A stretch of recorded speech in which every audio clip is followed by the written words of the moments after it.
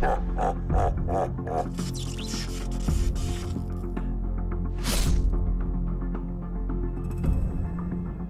shout out to Blazing Boost. The reason why I recommend their service is that they are strong and stable. Their Trustpilot reviews keep growing and are almost at 17k now with a 5 out of 5 score, and they are rated excellent on Trustpilot. The new season is here and I strongly recommend all of their Sherpa services. They are completely safe and save you a lot of time, allowing you to also learn and have fun. I recommend checking their Sherpa trial services for this weekend because obviously trials will be quite hard. However, if you guys are looking to play with the pros, they also offer a pro service right now. And obviously, if you're struggling with anything Destiny 2 related, make sure to check out Blazing Boost using the links in the description. And let's jump straight into today's video. Hey guys, welcome back to a new video. Today, I'm going to be showing you the best controller settings for the brand new update. Now, if you guys didn't know, basically what they've done in the brand new update, they've brought a few settings for controller, and I have to say they are probably one of the most game-changing things for controller players we've seen in a long time in Destiny. But before we do start with today's video, if you guys are new to the channel, make sure to subscribe, drop a like on today's video. Let's try and get 100 likes for these brand new settings. And with that said, let's jump straight into it. So now, the controller settings, I'm going to go through pretty much everything you guys need to know to become better at Destiny, and these settings will definitely help you. So for the movement controls, guys, this isn't really a big one, but whatever you personally play with now, I wouldn't recommend changing. I play on default, and that's what I've done for years. So if you play on Southpaw, Legacy, or the other one, just stick with what you know, because it's not going to affect you in any way. Now, this one right here, I believe everything is default apart from one thing, and that is mainly if you're a Warlock player. If you're a Warlock player, make sure you take B off double press and put it to one press. So basically that means you can skate, which you've seen a lot of Warlocks do, just by pressing B. And obviously if you press that once, it's better than pressing it twice. Now I just want to say I do play on an Elite Series 2 controller.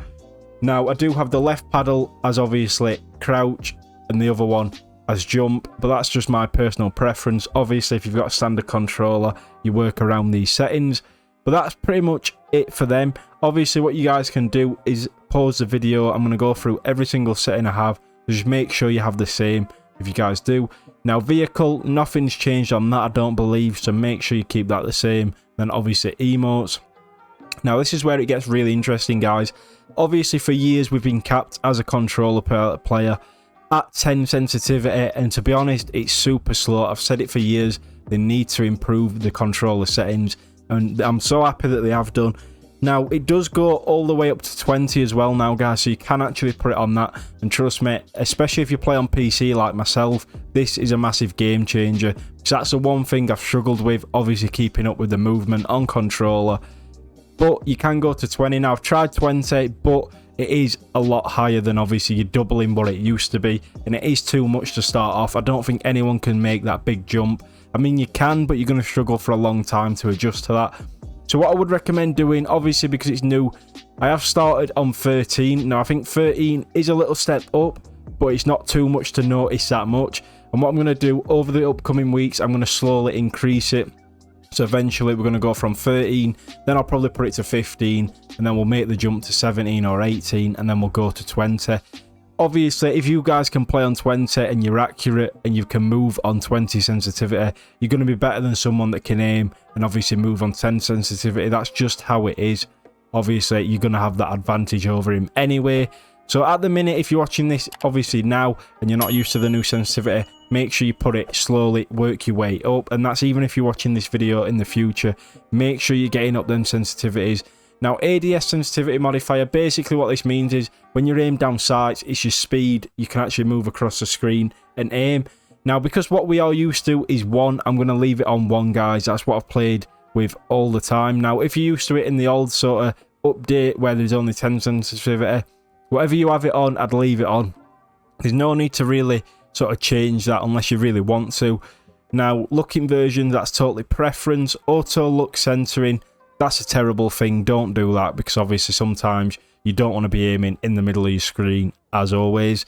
Sprint turn scale, now this is quite a big one. Sprint turn scale, adjust your maximum turn radius while sprinting. Obviously that means how your character can turn. Now for me, what I basically do is I need to test this out a lot more, but the one I'm on at the minute is 0.4, so let me know what you guys are doing down below. Now vibration, this is also another big one. If you're really like into controller settings and you want to become a better player, they do say, and obviously I think it is proven, that vibration does actually knock off your aim a little bit. Now obviously if you've played with it years like myself, you can't turn it off. It'd take me so long to adjust, so I keep it on. But obviously if you do want to learn it, you are better off with it off because you are more accurate apparently.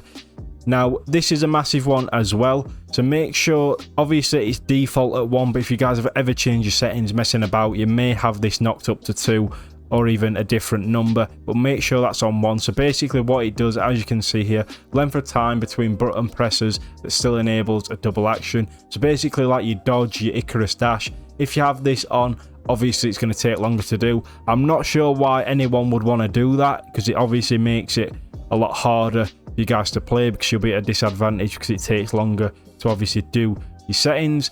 Now they are the controller settings. Obviously I'm on PC, however they are the same on console as well, so make sure you check them out. The last one I want to show you guys really is field of view. This is a massive game changer. If you guys are not on the max field of view, especially on the new consoles and on PC, make sure you bump that up to 105. It's going to pretty much be a game changer because you'll be able to see more of the screen, you'll see more enemies, and obviously it looks like you're moving faster, but you're actually not. And obviously the graphic settings for PC, these are what I run. Obviously every PC is different, so it's up to you what you want to have on. Wind impulse will turn that off. But that's pretty much it, guys. I want to keep this video short and simple so you guys can just get to the settings and obviously get what you need and jump off the video. But with that said, if you guys could smash a like, it does help out the channel. Like I said, we are going for that 40k milestone. If you could do that, I'd appreciate it. And as always, I will catch you in the next one.